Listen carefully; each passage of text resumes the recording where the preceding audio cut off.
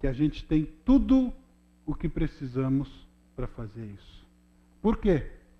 Por meio do pleno conhecimento, olha aí a palavra conhecimento de novo, daquele que nos chamou para a sua própria glória e virtude. Então o pontapé inicial dessa caminhada é esse encontro com Jesus, é quando você assume publicamente, você recebe Ele como seu Senhor e Salvador da sua vida e começa uma caminhada com Ele. Esse é o início da vida cristã, mas não é toda a vida cristã. E muitos estacionaram nessa primeira fase, não passaram para o nível 2, né? Não passaram para a fase seguinte.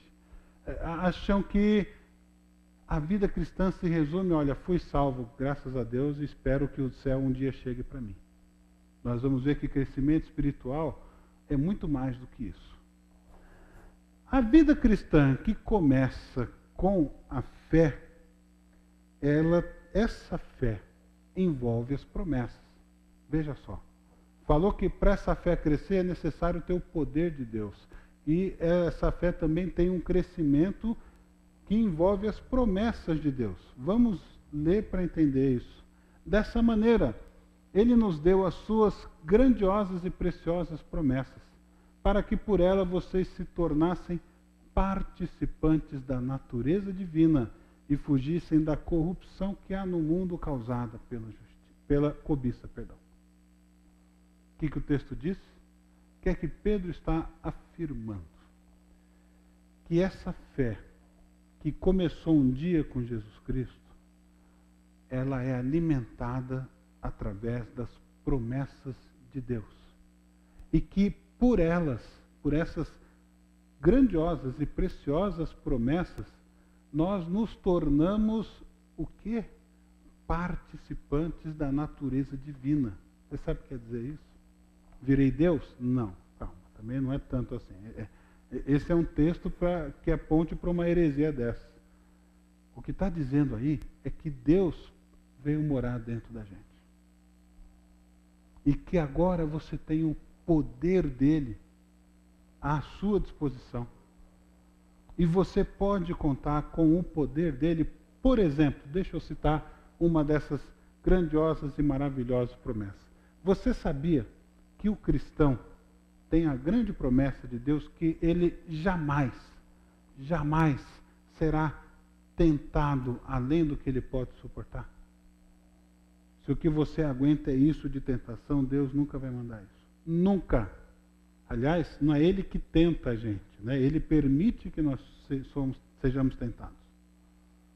Nós somos tentados pelo diabo, nós somos tentados pela nossa carne. E Deus permite que isso aconteça, mas Ele está gerenciando a vida de cada cristão. O computador dele é melhor do que qualquer um que já existiu. Para que a gente jamais seja tentado além do que a gente pode suportar. Além disso, junto com a provação ou tentação, depende da sua versão, ele manda o livramento. Antigamente, na era pré-Windows, na era dinossáurica, jurássica dos computadores, existia um sistema operacional chamado DOS, né? Talvez você não tenha tido esse grande prazer de conhecer o DOS, mas não foi um grande prazer. Eu tive. Fui analista de sistemas há vários anos. E quando a coisa complicava, o que é que você fazia? Do lado esquerdo superior do teclado, até hoje existe uma tecla chamada ESC, Escape. Você apertava o ESC e a maioria dos seus problemas estava resolvido. Né? 1 Coríntios 10, 13 diz que junto com a tentação ele proveu o escape, ou o escape, o livramento. Né? Só que a tecla lá do computador às vezes não funciona. Continua dando pau do mesmo jeito. Você tem que desligar, reiniciar a máquina, chutar. Mas com Deus não é assim. Deus não é movido a Windows nem a DOS, graças a Deus. Né? Ele é infalível nas suas promessas. Então, queridos, para a gente crescer espiritualmente, a gente precisa das promessas de Deus, precisamos conhecê-las. Porque senão você vai tentar superar problemas que você não é capaz de fazer. Mas que Deus já disse na Bíblia que com Ele você consegue, se apoiando nele. Pedro era alguém que precisava aprender a fazer isso. Ele confiava muito no seu próprio taco. mas ele foi sendo transformado cada dia à imagem de Jesus Cristo. Foi aprendendo a depender cada vez menos dele e cada vez mais de Jesus. Isso é o que permeia essa carta. Ele quer que a gente cresça, que a gente aprenda a desfrutar dessa grande parceria, nessa caminhada cristã, que é essa natureza divina morando dentro de nós. E se Deus está morando dentro de nós, há uma série de implicações nisso. Veja só. Essa fé que começa com a vida cristã, que é alimentada pelo poder e pelas promessas de Deus, ela redunda em crescimento. Se a sua fé não cresce, se você não cresce espiritualmente, alguma coisa está errada. Lembra do vídeo dos vasos? Vaso que não cresce porque o solo está endurecido. Se você fizer um estudo no Evangelho de Marcos, você procurar todas as broncas que Jesus dá nos seus discípulos, é o evangelho onde mais os discípulos levam bronca. Os discípulos são assim uns trouxas na ótica de Marcos, porque toda hora eles estão levando uma na orelha. E Jesus fala: como é pequena a fé de vocês. Como o coração de vocês é duro. Homens de pequena fé. Ele está falando isso para os caras que estão 24 horas por dia vivendo, dormindo, acordando, evangelizando, pregando junto com Jesus. Aliás, tem um termo ali muito forte, chama-se esclerocardia. Coração duro. Não quer aprender, está difícil. Não quer depender de Deus. Parecido com esse vasinho que não cresce de jeito nenhum a semente. Tem vaso ali que não cresce porque está envenenado. Não consegue perdoar. Tem vaso ali que cresce todo torto, mirradinho, porque só recebe luz e um pouquinho de cuidado aos domingos. Tem vaso que está sufocado, que tem uma bola chamada worry, preocupação desse tamanho em cima. E ele acha que só ele é capaz de resolver os problemas. E aí Jesus fala: não andem ansiosos, aprendam a depender de Deus. Estão buscando as coisas erradas. Esse vídeo é muito legal porque acho que a gente acaba se encontrando de um jeito ou de outro em algum vasinho. Espero que todos nós sejamos o último, ali onde está crescendo, apesar de todas as complicações da vida. E Pedro está escrevendo para a gente que vai acabar na boca do leão, lá no Coliseu. Não é para a gente que está com a vida mansa, tranquila, igual a gente, que trabalha, recebe em dia, não é assaltado, não é roubado, não fica doente, né? Não, ele está escrevendo para a gente que está sofrendo. Cujo maior perigo é depender delas mesmas. Como é que a gente busca esse crescimento espiritual? Pedro está desfilando uma série de características aí. Virtude, conhecimento, domínio próprio. Primeiro, não pense que essa é uma lista exaustiva. Não são apenas essas qualidades que nós devemos buscar. Segundo, não pense que buscando uma você vai ter a outra, se pegar a outra tem a terceira. Não é um colar de pérolas que uma depende da outra, assim, para fazer o conjunto. Essas características devem crescer no jardim da nossa fé, todas juntas. Todas. Agora, o que é virtude, por exemplo?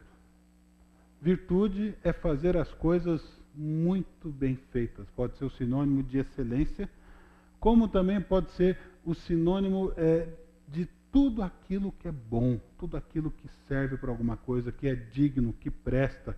É aquilo que Paulo fala, tudo aquilo que for de boa fama, for agradável, seja isso que ocupe o pensamento de vocês. Não fique pensando em besteira, não fique navegando na internet por lugares que não prestam.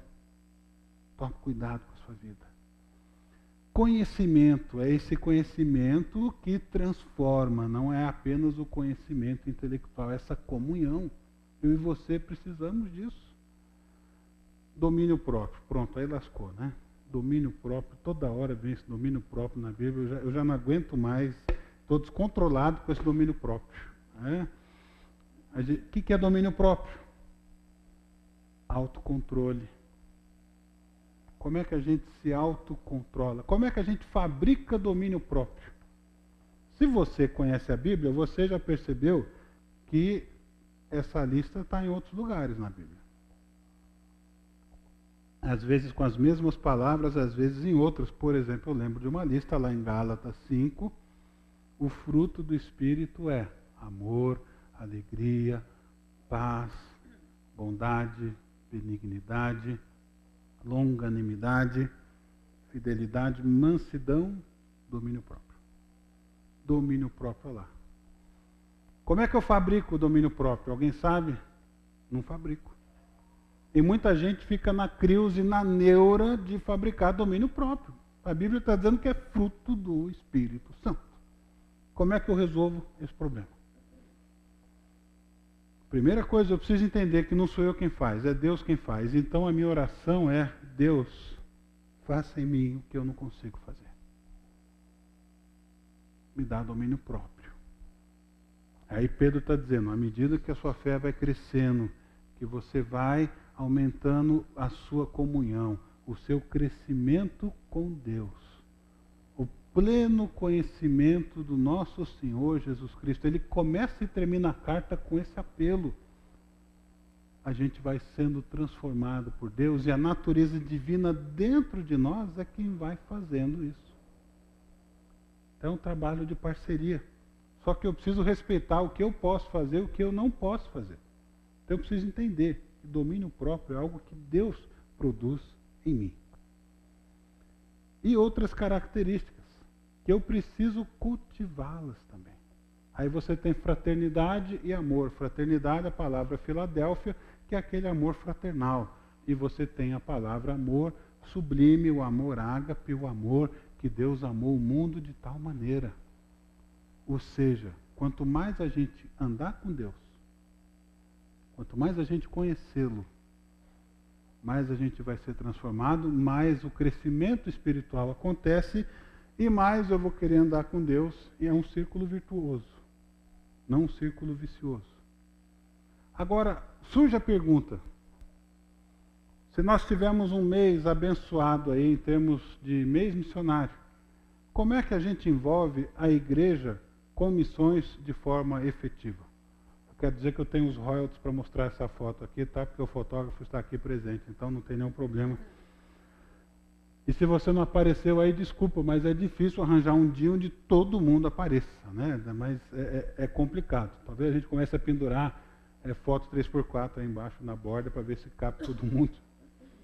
É onde está o Oli, né? Vê se você acha. Qual é a nossa estratégia para envolver a igreja toda em missões? Pensamos no seguinte: hoje como é que funciona? Você tem a igreja não está com catapora, tá? Essas bolinhas aí somos nós. Tem gente que está mais dentro, tem gente que está chegando agora, tem gente que está fora, tem gente que nunca entrou. Tá, mas não está, né? É o paradoxo, né? Tá, mas não é. Onde é que você está? Eu não sei e não sou eu que vou te julgar. Mas tem gente. E deixa eu só abrir um parênteses, eu já falei isso para o pessoal mais velho, para o pessoal chinês, tá? Então, não é exclusividade do Ministério Português ouvir o que vai ser dito agora. Tem gente que está chegando aqui agora na igreja, está pensando se fica ou se não fica. Amém. Não é de você que eu estou falando.